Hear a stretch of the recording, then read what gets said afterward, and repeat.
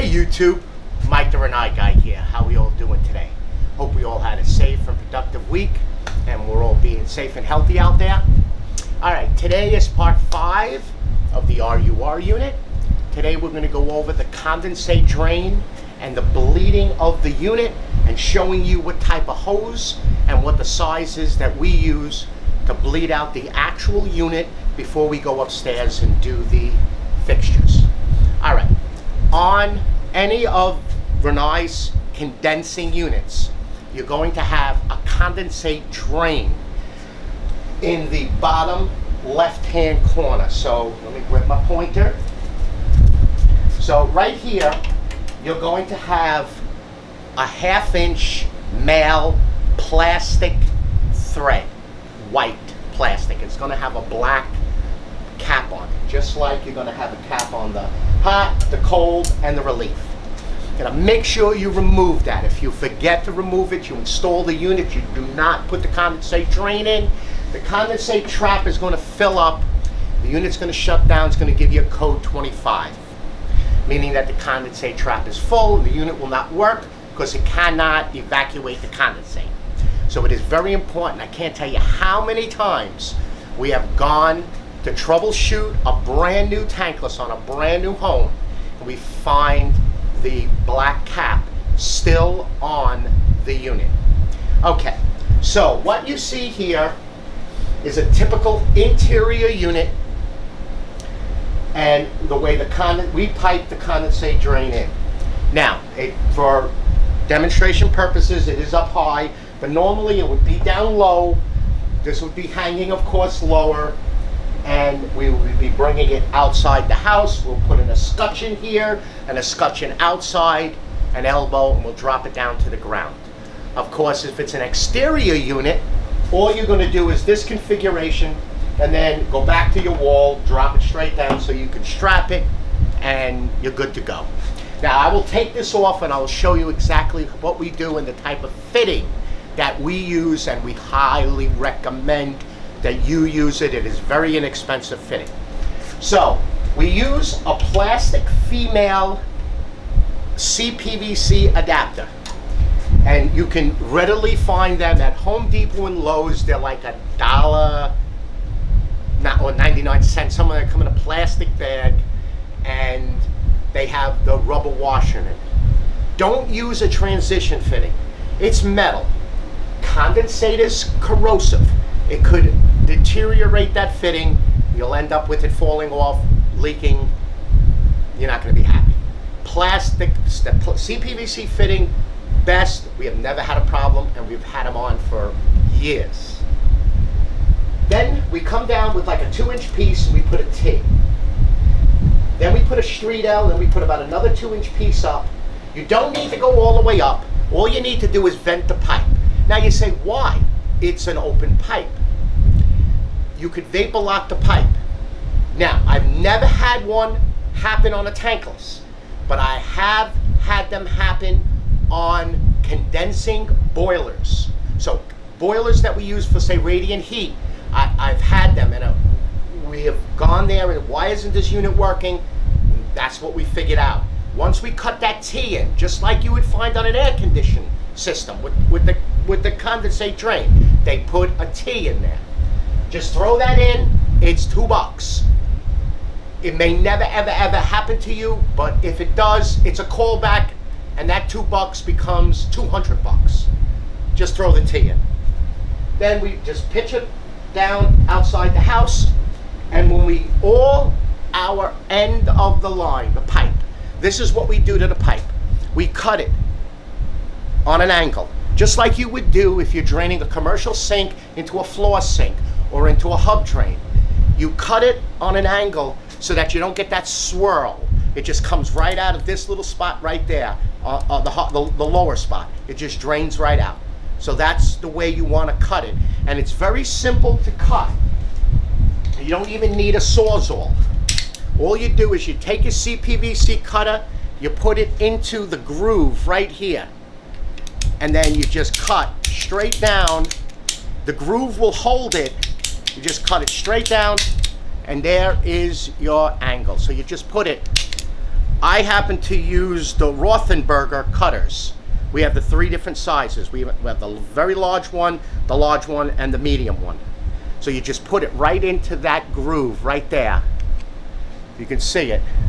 And then that will hold it while the blade comes down. It doesn't want to flip back down to be flat again, like so you're going to cut a straight cut.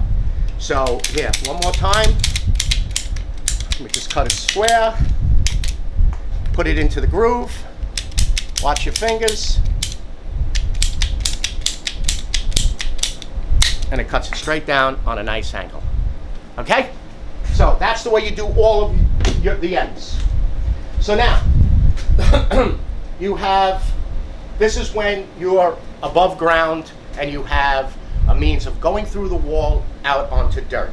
Now, a lot of units, they get installed in a cellar or basement. So let's reconfigure.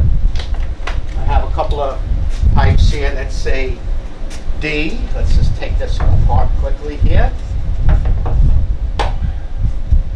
We don't glue nothing here because it works faster. Let's put this back together. Let's get these together.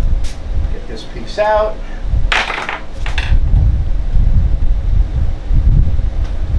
Turn this around so you can see it. Okay, so now, say you have a sewer nearby, or a sink, or something, a floor drain. Or you're gonna cut a Y in and you're gonna put a 2-inch line trap. Always remember, put a trap. You're gonna cut into the sewer line, put a trap. Prevents the sewer gas from getting in. It's almost like a fixture. If it's a long run, throw a sanitary T or a TY as we call it, come up, put yourself a Studer vent to vent the line. But, okay, so now you got your 2-inch line, you got your trap, you got your hub drain. You're gonna run your condensate over. Of course, you're gonna strap it to the wall.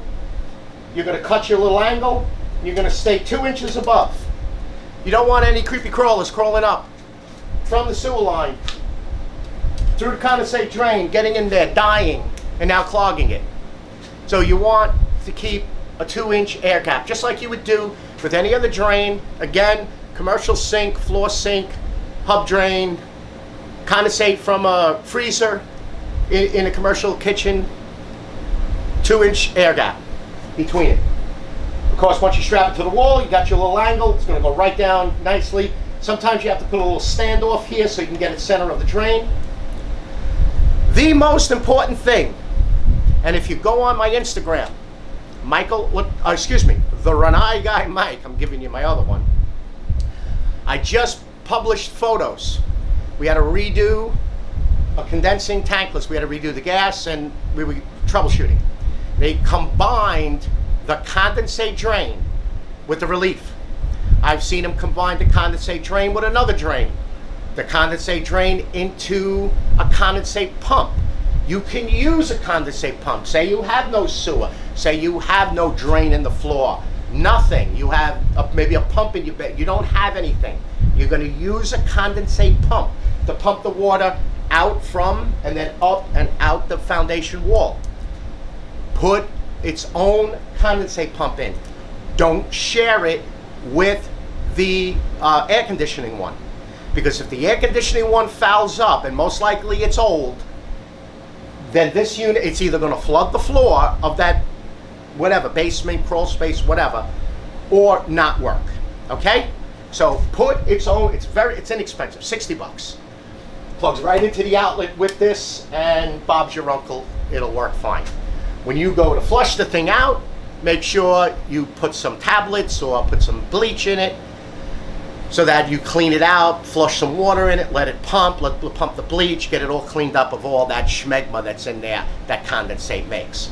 So when you do the service on the tankless, do a service on the condensate pump. Charge accordingly.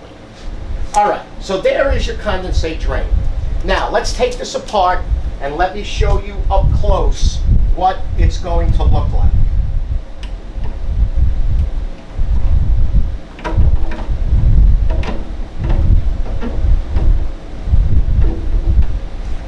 Take the street L out. Let's put a little piece in here.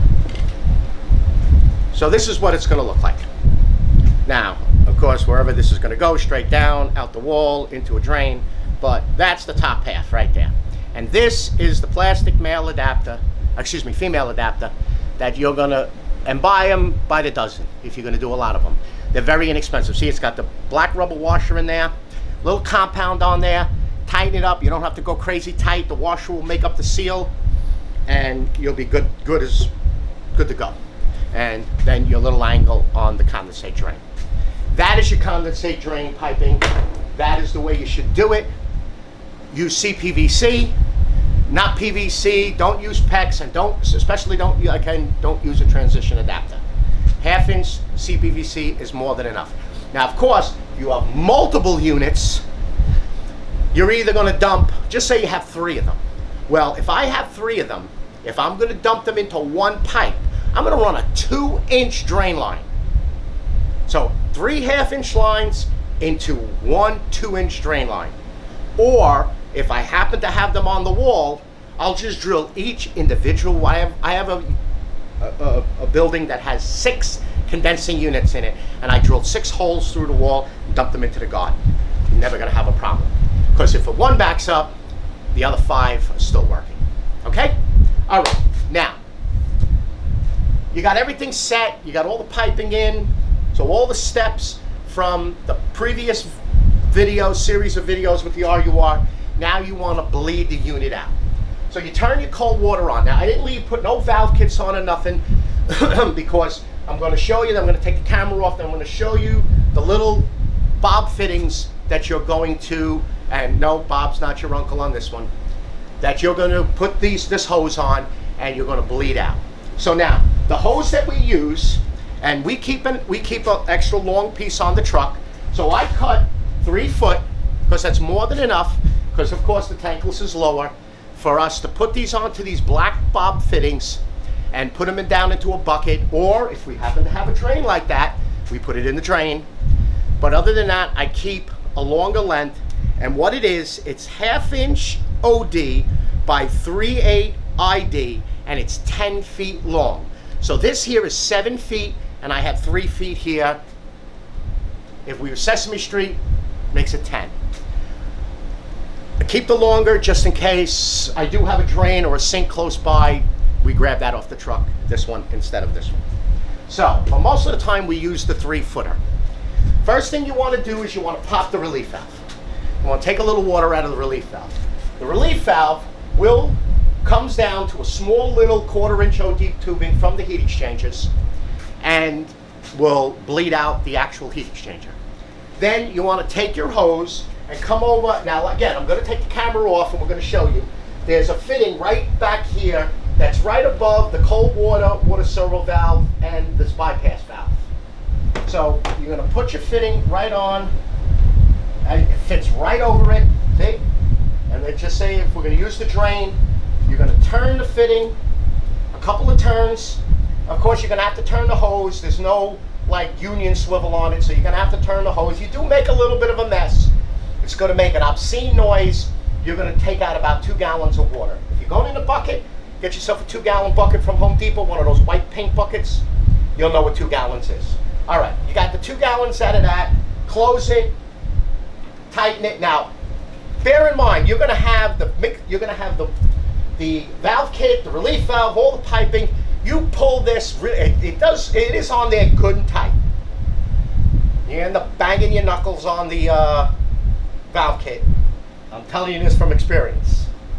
Okay, then you're going to come to, there's 3 of them. There's one here, there's one here, and there's one right here. This bleeds the cold water. This here bleeds the pump. This bleeds the condensate trap. Again, camera's coming off so you can see it up close and personal.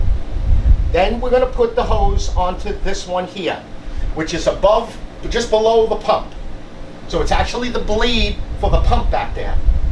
Again, turn it in the sink, in the pipe, in the bucket, 2 gallons of water. Shut it, take your hose off.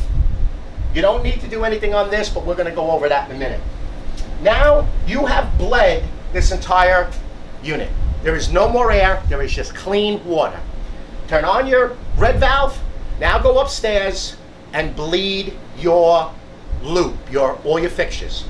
Now, if you have a dedicated return, go back to the video on the recirc piping. You have a valve and you have a drain. You're going to bleed that loop out.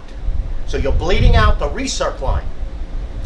Then go upstairs. So if you have the thermal bypass valve, after you're done with the hose, go upstairs, bleed the loop through all the fixtures. Once all the fixtures are bled, plug your unit in, turn on, test it. Of course, you already set your parameters, you set your MC195 or you did your Wi-Fi, turn it on, now you go up and test it. All right, so let's take the camera off and let's go and show you the actual fittings. Let me just flip this around, get my pointer. All right, here is one right there. That is the one fitting right there.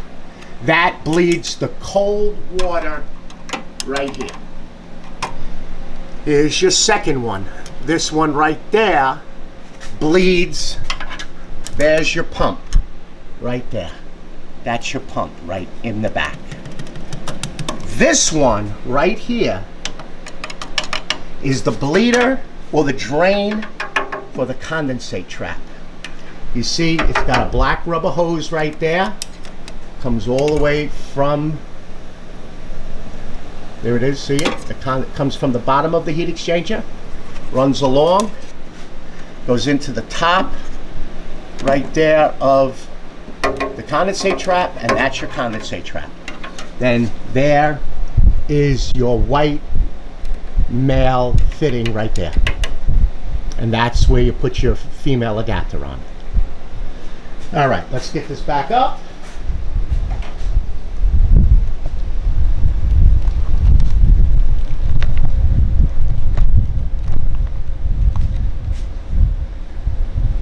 All right, so if all of this is working good, you bleed this all very good, what happens is it prevents air from getting in the pump. When that happens, there's two things that can happen. The pump won't spin as fast as it needs to, or the pump will become airbound. Either way, you will get a code 63 either on the separate controller that would be mounted over here from the past videos, or on your Wi-Fi. On the phone, the homeowner's the phone, it's going to say code 63.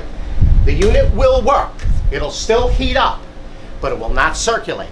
So now you're going to have to go and do the bleeding. And just to get back to what I mentioned on the previous video, don't install one of these RUR 199s or 160s. Turn the water on and let them sit for a month, because the crap is going to settle in that pump, and when you go to turn it on, it may not work. And I've had it happen on cases where they installed them, they turned the water on, they let them sit, they finished up the house, they turned it on for their walkthrough, and they got no hot water on the farthest fixtures. Okay, so that would be the code 63. The pump is either not spinning fast enough or not spinning at all. All right, YouTube. So you have the few different ways. Outside unit, self-explanatory, right down into the dirt. In a garage or in some type of mechanical room, laundry room, down, out the wall, into the dirt. Or if you have a drain line, a sink, a floor drain, into it with the 2-inch air gap. Or if you don't have anything, into a condensate pump. All right? All right, YouTube. All right, let's continue with our little tool things here. And I'm going to show you two neat boxes that I personally love this company. And I'm going to show you, these are not just two that I own. It's a company called Tankless, and I'm going to include the website, that a company that sells just these boxes. And I'm going to show you why I like these boxes. So we carry 2 of these on our truck. And these are specifically for Rinnai screws, washers, gaskets, thermistors, fuses. You get where I'm going at. So this one here is a Sustainer Mini Large, what they call the T-lock. And inside of it is a compartment. And it has one, then if you remove, and you really need 2 hands to do this, when you remove it, there is another bottom tray. So on that bottom tray, I carry all kinds of thermistors and heat sensors and fuse holders for the older units. And in here, I carry all of my O-rings, my gaskets, tiny O-rings for the gas valve, the water servo for the heat exchanger, piping, all of that is in here. Plus, in the plastic bag is high temperature screws that they need to be kept individual. They all go back in here and this thing locks. And you can actually stack these. And I'll show you. Let me grab something here. This is actually a mini D of my woodworking stuff. And this is from Festool. And this Tankless company makes, so you can actually stack these. Let me just get this locked in here. Here we go. So you can stack these together and they'll stay and you can carry them in. And this is the mini small. But if I want to open this one, see, I can just open this one and get into this. Or if I want to open the bottom one but keep the top one on, see, they lock together. And you could stack these as high as you want in your truck. Then if you just want to lock it all together, there they are. So now those 2 are being held together.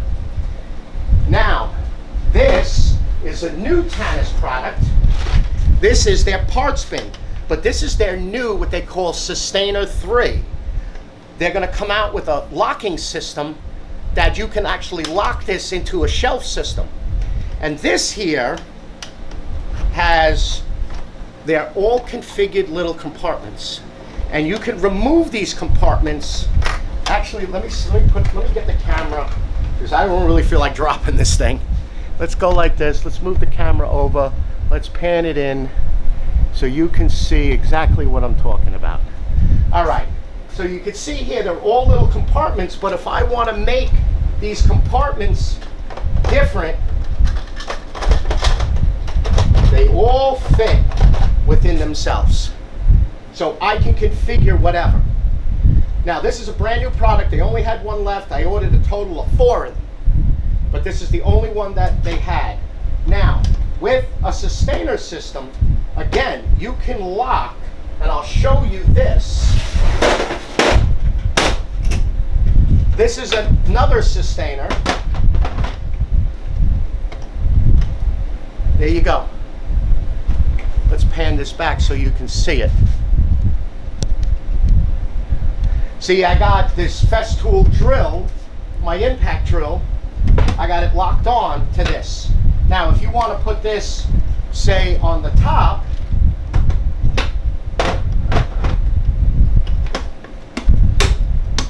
they'll lock right in. So now they're in there. You just got to lift the handle, turn this, and again, it'll do the same thing. Turn it here. Now you can get to the bottom. Say you got Rinnai parts, you got water servo valves, you got filters, you got igniters in here. And you can lock it in all different directions. It'll all lock. And then if you want to just take it off, you just take it off. And they both have, well, this one doesn't have it, but this Sustainer, this is a 2. They make a 1, 2, 3, 4, and 5. It has a top handle, and it has this bottom handle to carry like that. And everything locks in, so you don't have to have it jump around your truck. Now let me show you what I mean. As you can see in the background, this is my wood shop. Those are all Sustainers with tools in them. And they're in a drawer system. And there's sortainers right there that have drawers in them. You can get so many different, but if you go on this website called the Sustainer Store, you'll see all the different pieces, and they are phenomenal. We use those Sustainers on the truck for tools and for parts. So when we go to a Rinnai service, we bring in those screws, we bring in our service bag, but then if we need parts, we'll go out, we'll grab one of those Sustainers, bring it in, and we have the parts inside of it. Very neat, very efficient. All right, YouTube, I finally got the new lighting. I got my new studio lights in. I'll show you. There's my new studio lights. There, and up there, and over there. I got a 3/4 inch pipe up there for the new studio lights, tripods, so I don't have to use my Milwaukee light anymore.